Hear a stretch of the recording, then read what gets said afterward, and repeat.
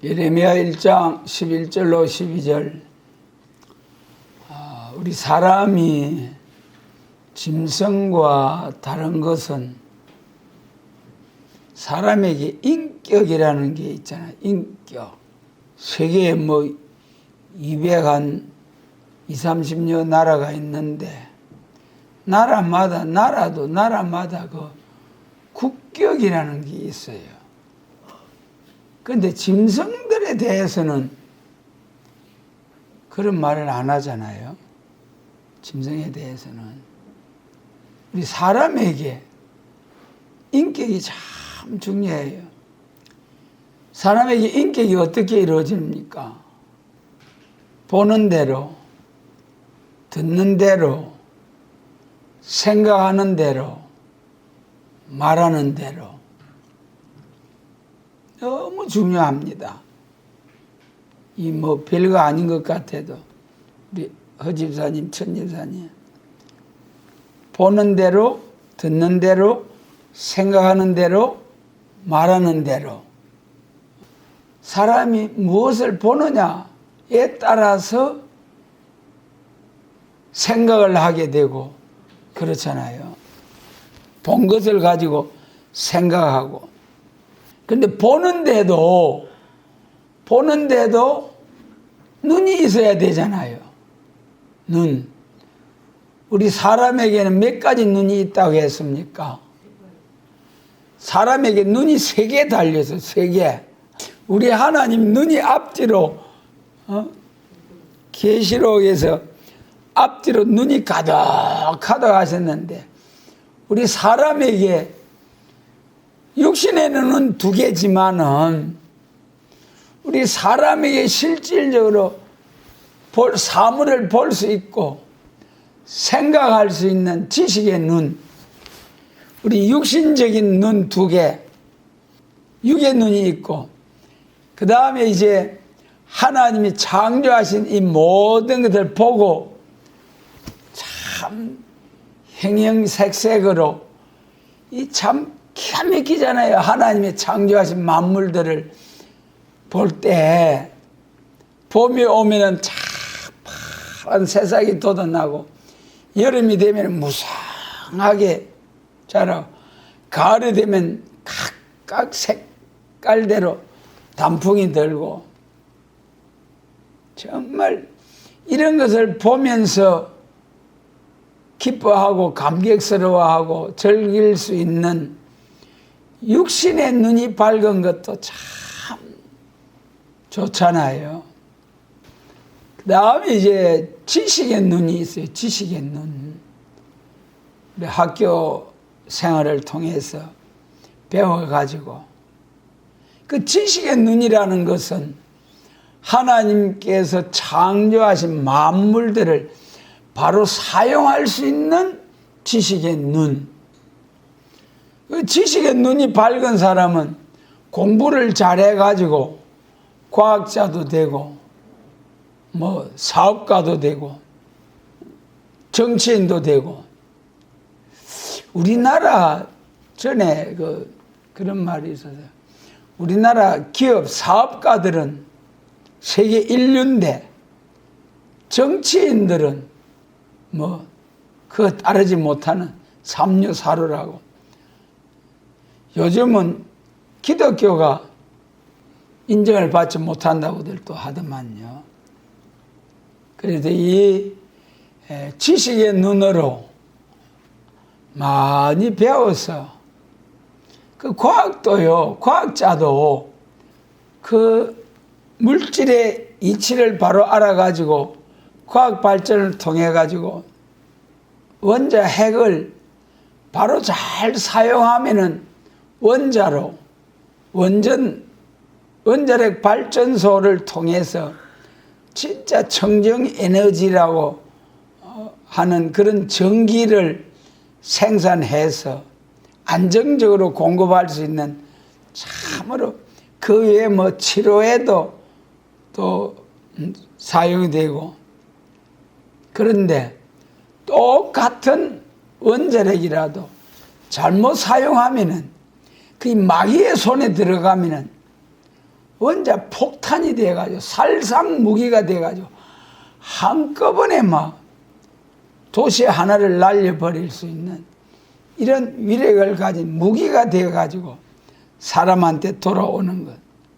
사람의 지식이라는 것이 참 좋은데 그 지식을 선한 사람이 사용하면은 인류의 복이 되는데 악한 사람 손에 들어가서 악하게 사용되어지면은 엄청난 재앙을 불러오는 화가 된다. 그 다음에 세 번째 제일 중요한 것이 영적인 눈. 영적인 눈. 영적인 눈이 열려지면은 천국과 지옥, 또 영적인 눈이 참으로 열려져서 그리스도의 장성한 분량에 충만한 데까지 이르는 그런 거룩한 성도가 되면은 하나님의 알파와 오메가, 창세기로부터 계시록까지 하나님 말씀이 쫙 열려져서 예수님처럼 구름 타는 성도가 됩니다. 왕권의 영광에 들어가게 됩니다.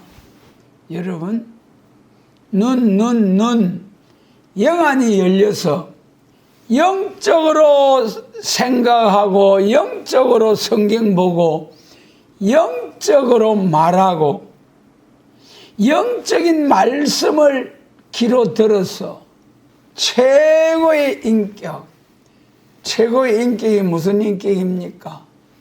예수님의 재림을 영접하는 인격, 예수님의 재림을 영접하기 위한 인격이 되기 위해서는 성경 중에서도 창세기로부터 계시록까지의 말씀 중에서도 무슨 말씀입니까? 계시록과 선지서. 여러분, 오늘날 최고의 인격은 영안이 열려서 계시록과 선지서, 예언의 말씀, 이후에 마땅히 될 예언의 말씀 바로 읽고 듣고 지키는 자가 복이 있다, 복을 받는다. 계시록 1장 3절이죠. 읽기만 해도 안 되고 듣기만 해도 안 되고 지키는 자, 읽고 듣고 지키는 자가 복이 있다. 참 우리 영안이 열려서 보는 일에 눈이 밝은 사람이 되자. 보는 일에 눈이 밝은 사람이 되자. 우리 예레미야 1장 11절로 12절 같이 읽습니다. 여호와의 말씀이 또 내게 임하니라. 이르시되 예레미야야, 내가 무엇을 보느냐? 대답하되 내가 살구나무 가지를 보나이다. 여호와께서 내게 이르시되 내가 잘 보았도다. 이는 내가 내 말을 지켜 그대로 이루려 함이니라. 아멘. 하나님께 우리에게 영을 열어주셔서 계시록과 선지서, 그 중에 예레미야 1장에서 네가 무엇을 보느냐 하나님께서 물으시는데 예레미야가 살구나무 가지를 보셨다. 살구나무 가지를 보았다. 그게 무슨 뜻이냐? 하나님이 참 보여주신 이 예레미야 선지를 통하여 보여주신 두 가지, 보여주신 것. 무엇을 보았다고요? 살구나무 가지를 보나이다. 살구나무, 그 뜻이 뭐라고 했습니까? 12절에 보니까 내가 잘 보았도다. 내가 내 말을 지켜 그대로 이루려 함이니라. 살구나무 가지를 보여주신 뜻은 하나님께서 하나님의 자기의 말씀을 그대로 지켜서 그대로 이루려 함이니라. 그런데 하나님이 직접 일하시는 게 아니고 우리 사람을 통해서 일하시잖아요. 사람을 통해서. 거기 11절에다가 출애굽기 25장 33절로 34절, 민수기 17장 8절, 거기에 말씀에 보면 출애굽기 25장에 보면은 성막 성전을 건축할 때에 그 성전 안에 성전 기구들이 다 있어요. 그런데 그 중에 정금등대가 있잖아요. 정금등대. 성소 안에 들어가면은 성소가 있고 지성소가 있는데 성소 안에는 정금등대, 북쪽으로 떡상, 이제 또 향로, 그 중에 정금등대가 있는데 그 등대에 7가지가 쫙 있는데 또 그 등대 꼭대기에 주발이 있고 그런데 거기다가 전부 다 살구꽃 형상을 만들으라고 했어요. 살구꽃 형상을 넣으라고 했어요. 그 다음에 이제 중요한 것이 민수기 17장 8절에 가면은 그 이제 16장에서 고라가 당을 지어서 모세와 아론을 대적하다가 고라와 함께 당을 이루었던 250여 명이 땅이 입을 열어서 세일을 향하여 확 삼켜버렸잖아요. 모세가 고라와 그 아비람과 그 사람들이 그들이 다 레위 자손들이에요. 그 레위 자손들이 일어나 가지고 모세와 아론을 향하여 너희만 제사장이가 하나님이 우리와도 함께 하신다. 이 우리 백성 이 모든 사람들에게도 하나님이 함께 하시지 않냐하냐. 너희만 제사장이냐 하면서 당을 이루어 250여 명이 모세와 아론을 거슬러 향하는 거예요. 그럴 때에 하나님 앞에 향로를 가지고 나와서 불을 담아 모세가 하나님 앞에 기도한 적, 땅이 입을 열어서 그들을 삼켜버렸잖아요. 모세가 분명히 말하기를 모세가 하나님 앞에 우리가 기도드리자. 향로를 가와서 기도하고 모세와 아론이 하나님을 향해서 기도할 때에 땅이 입을 열어서 그들을 삼켜버렸어요.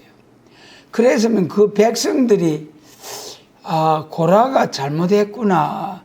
그리 깨달아야 될 터인데 그 백성들이 복을 받지 못하려고 백성들이 오히려 들고 일어나서 너희가 우리 백성들을 죽였다.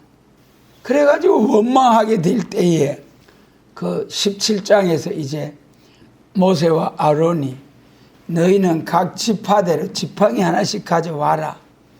성소 안에 놓고 하룻밤을 지났는데 하룻밤 사이에 아론의 지팡이에게는 싹이 나고 꽃이 피고 열매가 맺어졌고 싹이 나고 꽃이 피고 그래 됐고 다른 지파들의 그 지팡이에게서는 하나도 싹이 나지도 않고 그러니까 이제는 모세와 아론에게 하나님이 함께 하신다는 게 확정이 된 거죠. 그래서 그 아론의 지팡이에서 싹이 나므로 이제 다른 11 지파들이 입이 싹 봉해진 거예요. 그것이 살구나무. 그래서 살구나무에서 싹이 났다. 싹이 순이지요. 스가랴 6장에서 순이라 이름하는 사람이 자기 곳에서 돋아나서 여호와의 전을 건축한다. 그래 앞으로 우리가 이 참 옳으니 그러니 모두 말세복음을 받은 교회들과 또 교파도 많이 있습니다만은 모든 문제들을 잠재울 수 있는 것은 아론의 쌍난 지팡이. 하나님이 쫙 순의 종을 나타내 주실 때에 모든 교회들은 말세복음 앞에 잠잠해지는 날이 온다. 말이. 그것이 살구나무. 여기 참 예레미야 1장에서 살구나무에 대한 말씀. 살구나무를 보나이다. 그 뜻은 내가 내 말을 지켜 그대로 이루려 함이니라. 그래서 이제 살구나무 가지를 보여준 것은 하나님께서 그 말씀 그대로 지켜서 행하시겠다는 그것으로 보여주셨다. 아론의 지팡이에 싹이 나게 되니까 그때서 비로소 모세와 아론에게 하나님이 함께 하시는 줄 믿고 온 이스라엘이 뭐라고 합니까? 민수기 17장 12절에서 이스라엘 자손이 모세에게 말하여 가로되 보소서 우리는 죽게 되었나이다. 망하게 되었나이다. 망하게 되었나이다 하니라. 그래 지금은 뭐 네가 옳으니 내가 옳으니 이렇게들 하지만은 싹이 나는 이런 표적 증거가 나타나기 전까지는 전부 다 이 민수기 16장처럼 아웅다웅 할 수밖에 없다는 거예요. 그러니까 우리가 참 지금 이때 조심해야 할 때다. 그 다음에 이제 두 번째 내가 무엇을 보느냐 보여주신 것이 13절로 14절 예레미야 1장 13절로 14절 같이 읽습니다. 여호와께서 내게 이르시되 내가 잘 보았도다. 13절로 14절 여호와의 말씀이 다시 내게 임하니라. 이르시되 내가 무엇을 보느냐 대답하되 끓는 가마를 보나이다. 그 면이 북에서부터 기울어졌나이다.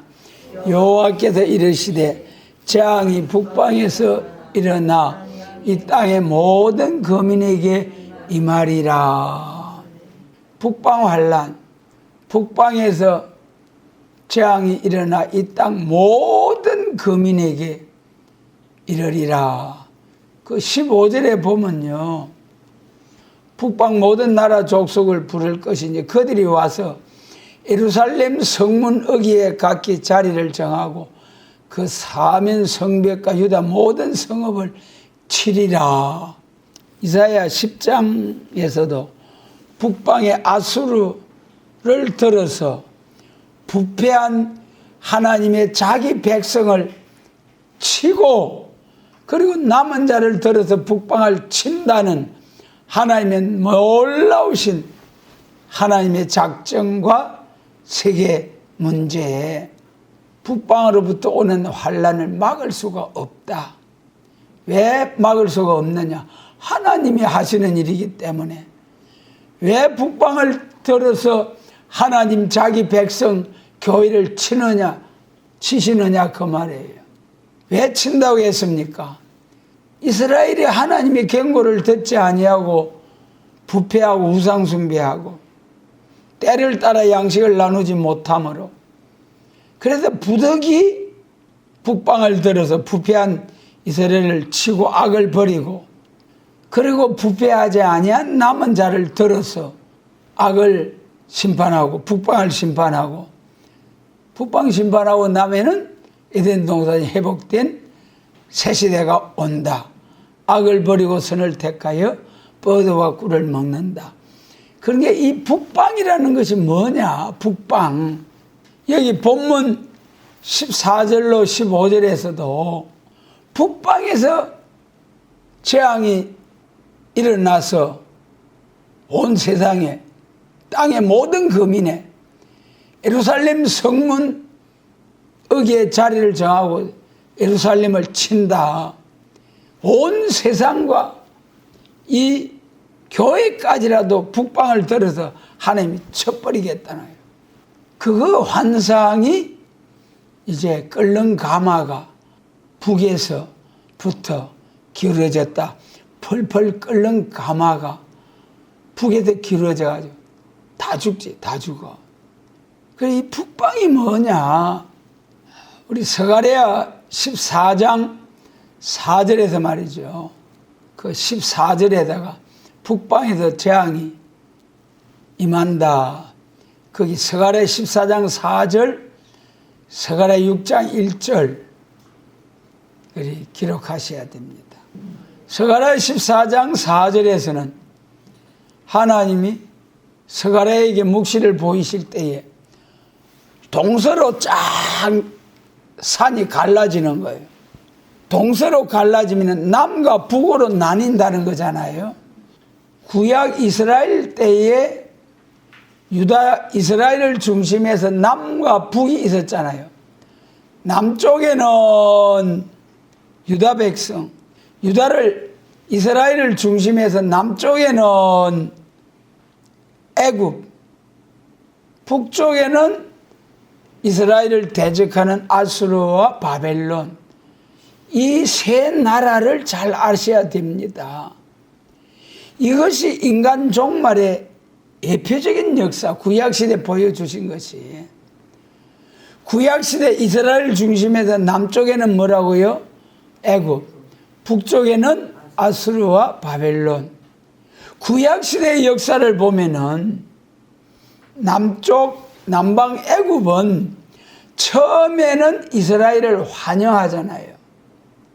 요셉이 애굽에 내려가서 총리가 되어가지고 7년 기근을 면하고 하나님의 거룩하신 뜻을 바로 왕이 구할 때에 감옥에 있던 30살 청년이 단번에 총리가 되잖아요. 그 애굽의 총리가 되잖아요. 그래가지고 온 이스라엘 가족을 전부 다 70여 명의 가족들을 다 애굽으로 데려와서 기근을 면하도록 하는, 그때 참 얼마나 이스라엘이 환영을 받았지 않잖아. 받았죠.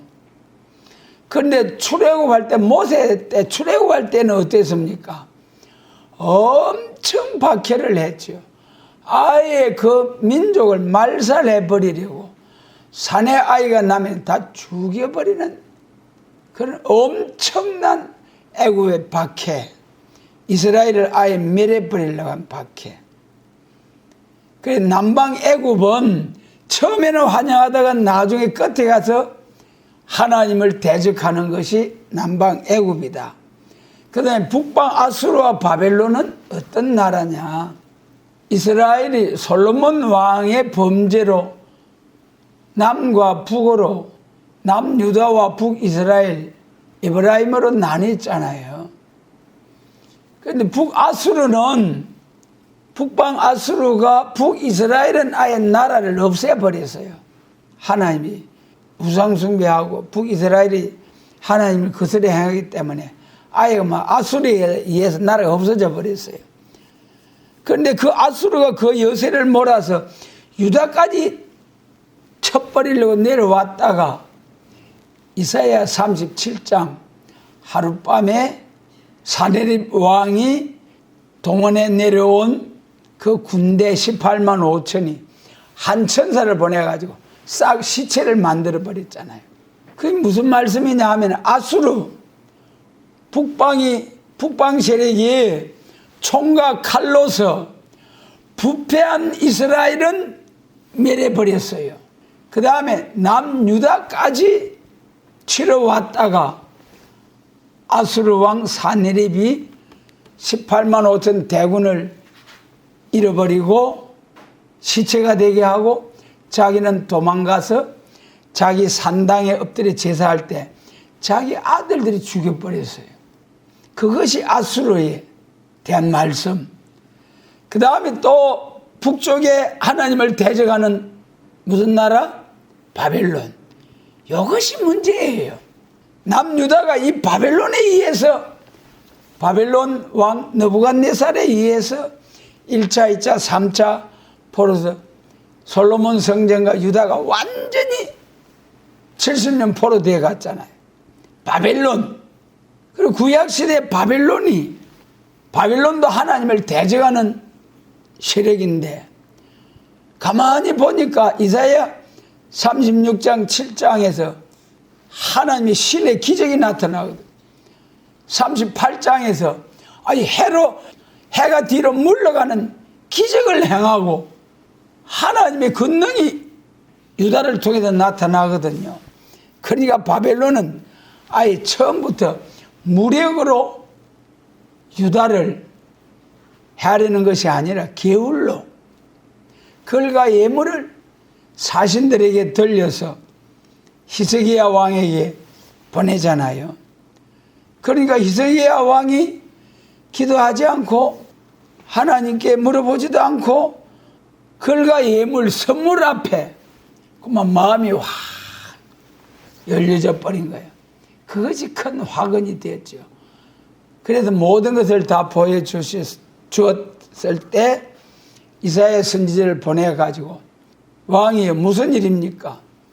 바벨론 사신들이 글과 예물을 가져와서 내가 다 보여줬나이다. 큰일 났습니다.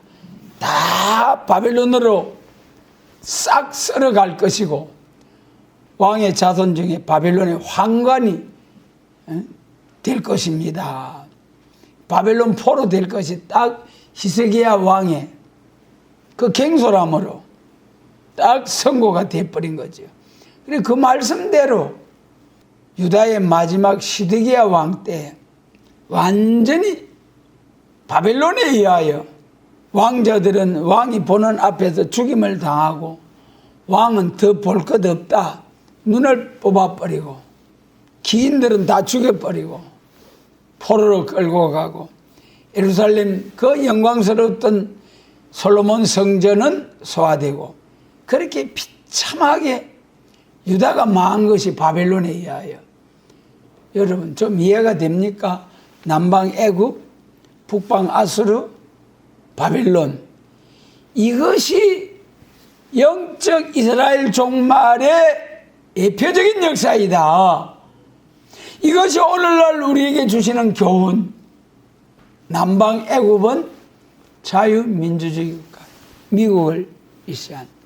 그래서 앞에서 말씀드린 것 중에 스가랴 14장 말씀드렸죠. 그런데 그것이 스가랴 6장에 와서 보면은 두 노산이 나온다고 했잖아요. 두 노산. 그리고 두 노산이 뭐냐? 남방과 북방이다. 남방은 애굽, 북방은 아수르와 바벨론.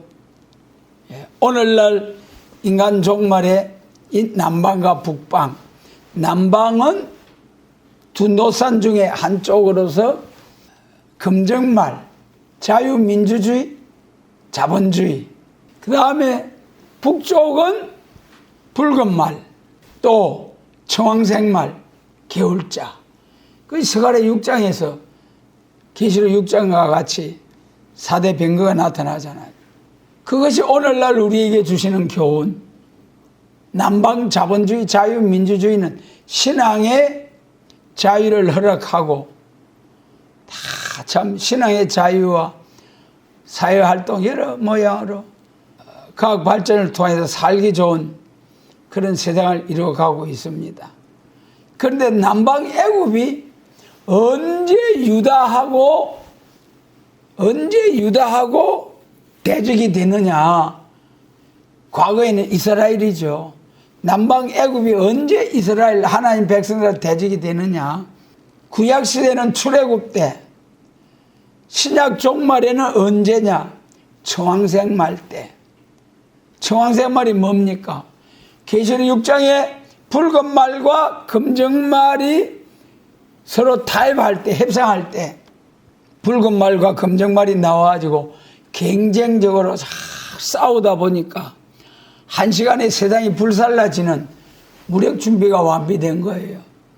그러니까 이 핵전쟁을 통해서 너도 죽고 나도 죽고 같이 죄가 돼버리는 것보다도 우리 적당히 타협하면서 너도 살고 나도 살고 우리도 살고 다 같이 살자. 그것이 청황색 말이잖아요. 금정 말이 청황색 말로 변할 때에 그때에 이제 금정 말이 우리의 대적이 되는 거죠. 처음에는 환영을 하다가 나중에 끝날에 가서 대적이 되는 거예요. 청황색 말이 나오면은 그때 뭐가 나옵니까? 청왕생말과 싸워야 할 기독교 2차 백마 순회 역사 변화성도가 나와가지고 철저한 건세로 싸우게 되는. 그때는 정치도 또 이 협상주의 교권도 전부 다 참된 교회를 대적하는 날이 온다. 유다와 같이 참된 교회를. 그러기 전까지는 이제 고통 속에서라도 이스라엘이 애굽의 보호 아래서 양육을 받잖아요. 마찬가지입니다. 순회 역사 출애굽할 때까지 우리가 완전 영육의 완전 죄에서 해방을 받고 신과 말씀이 임하여서 순회 역사 받고 일어날 때까지는 금정말과 동행을 하는 거죠. 그래가지고 이제 청왕생말이 될 때는 그때는 이제 북방 짐승의 세력과 남방 애굽의 세력이 전부 다 합해가지고 유다를 치는 거죠. 그것이 계시록 10장 작은 책 꿀같이 먹고 입에 쓴 시련이 온다. 그때는 뭐 정권 교권 전부 다가 일어나서 참된 교회를 해하고자 나온다. 작은 책을 꿀같이 먹은 그런 교회를 해하고자 하고 나오는 것이다. 그때는 이제 호세아 7장 11절에서 그때는 애굽으로도 가지 말고 아수르도 가지 말라. 그런데 어리석은 에브라임은 애굽의 도움을 구하고 아수르의 도움을 구하러 가는 거예요. 애굽의 도움을 구한다는 것이 이사야 30장과 31장, 이사야 19장에서 애굽은 상한 갈대 지팡이라 남방 애굽도 의지하지 말아야 할 때가 와요. 북방 아수르와 바벨론도 이사야 8장에서는 유다가 아람과 에브라임 북방의 도움을 향하여 나가잖아요. 그것이 더 큰 하나님의 진노를 불러들이죠. 유다의 목에까지 북방 환란이 와서 부패한 이스라엘 다 썰어버리는. 그러므로 이 아침에 두 번째 에레미야 선지자의 영안이 열려서 북방에서 끓는 가마가 기울어진 이 환상을 보게 되었다. 이 북방에서 기울어진 가마가 온 땅 거민과 예루살렘 성문에까지 이르러 성벽과 유다 모든 사면 성읍을 쳐버리는 이런 재앙이 북방으로부터 온다. 그 북방 중에는 두 나라 아수르와 바벨론. 구약시대 아수르는 무력으로 하나님의 백성들을 쳐버렸다. 그런데 하나님의 백성 중에 부패한 백성 북이스라엘은 쳐버렸지만은 아수르가 남유다를 치러 왔다는 오히려 죽어버렸다. 선지자와 왕의 하룻밤 기도에 다 죽어버렸다. 그런데 문제는 바벨론에 의하여 바벨론이 걸과 예물을 창과 칼이 아닌 걸과 예물을 가지고 유다 왕 히스기야에게 접근해 올 때 방심해서 타협하고 마문을 확 열어서 할렐루야. 그래가지고 히스기야 왕이 하나님의 대적인 바벨론을 사신을 영접할 때 재앙이 예고되었다. 그 말씀대로 다 이루어졌다.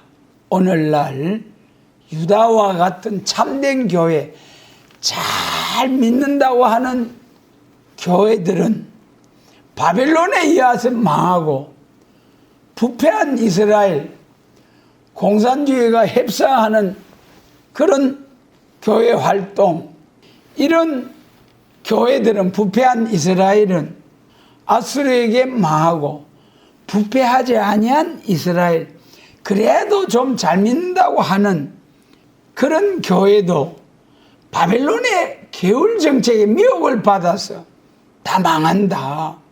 그것이 계시록 9장과 이사야 60장에 예수님 재림시에 해와 공기를 어둡게 하는 큰 어둠의 세력, 미혹의 세력, 그 분별하기 어려워요.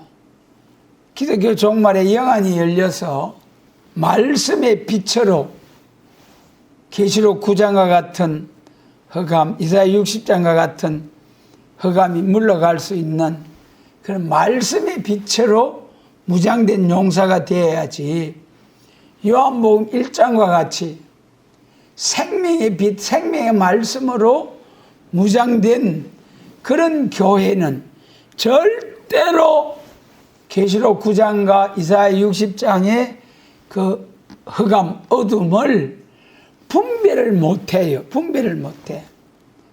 생명, 눈을 뜨고도 몇 가지 색깔을 분별하지 못하는 생명, 여러분. 그 생명은 운전면허증을 안 준다니까는요. 왜 안 준다고 했습니까? 교통신호를 분별할 수가 없기 때문에. 그렇기 때문에 면허증을 안 줘요. 기독교 종말에 영적 이스라엘 중에서도 이 남방 애국과 북방의 아수르와 바벨론을 분별할 수 있는 영안이 열려지지 아니한 생명들에게는 새시대 들어가는 면허증을 안 줘요. 안 줘. 받을 수가 없어요. 그래서 생명의 빛, 초림주로 오신 예수님을 믿는 복음서와 편지서를 잘 보고 은혜 받아서 신앙생활하는 그런 교회가 은혜 시대에는 할렐루야 할렐루야 하나님이 기쁘게 예배와 찬송을 받으셨어요. 그러나 예수님 재림하실 때에 그때는 복음서와 편지서 찬송만 가지고는 새시대 가는 면허증이 안 나온다. 그것이 이제 이사야 42장이거든요. 새일을 구할 때는 새 노래를 선전하고 새 노래와 새일을 말씀으로 구하고 찬송하는 교회로 발전해야 하나님의 입맞은 종으로도 영육 구원 받아도 철장 건세로서 많은 사람들을 새시대를 인도하고 북방 세력을 쳐버리는, 남은 자를 들어서 북방 세력을 쳐버리고 그리고 남은 자들에게 새시대 그리스도의 왕국을 주시는 놀라우신 하나님의 계획, 환상, 예레미야를 통해서 나타내 주신 환상, 말씀. 그러므로 이 아침에 우리가 영안이 열려서 이 예레미야 선지자를 통해서 나타내 주신 환상 두 가지, 살구나무 가지, 민수기 17장 살구나무에 싹이 나니까 모든 12지파 중에 11지파들을 잠잠하게 했다. 그 다음에 두 번째 환상, 끓는 가마가 북방으로부터 쏟아지더라. 이것은 모든 재앙이 북방에서부터 올 것이고 교회도 그 북방에서부터 오는 재앙을 피할 수가 없다. 구약 종말의 역사를 들어서 우리 기독교 종말의 역사가 현재 진행되어져 가고 있다. 그러므로 우리의 영안을 열어서 오늘날까지는 복음서와 편지서를 통해서 천국 복음, 십자가의 도를 전해왔지만은 이제는 온 세상에 천국 복음이 전파되었으므로 세상 끝날이 왔기 때문에 올라가심을 본 그대로 다시 오실 예수님을 영접하기 위하여 요한계시록의 말씀으로 교회가 은혜를 나누어야 할 때다. 그 계시록 10장 7절에서 하나님의 비밀이 그종 선지자들에게 전하신 복음과 같이 이루어진다. 그러므로 지금 우리의 영안이 열려지는 것은 계시록과 선지서가 열려지게 될 때에 시대적인 때를 따라 양식을 나누는 교회와 시대적인 사명을 감당하게 되는 역사이다. 우리가 영안이 열려서 이 시대에 계시록과 선지서가 깨달아지는 은혜, 이것이 최고의 영안이 열려진 사람들에게 주어진 선물이요, 이 영안이 열려진 사람들을 통해서 세계 교회도 통일이 되고 세계도 통일이 되어서 세상 나라가 우리 주와 그 그리스도의 나라가 되는 영광스러운 천년왕국이 이루어지게 된다. 그때 기히 쓰임을 받는 영안이 열려지는 우리 모두가 되도록 축복해 주시기를 원합니다.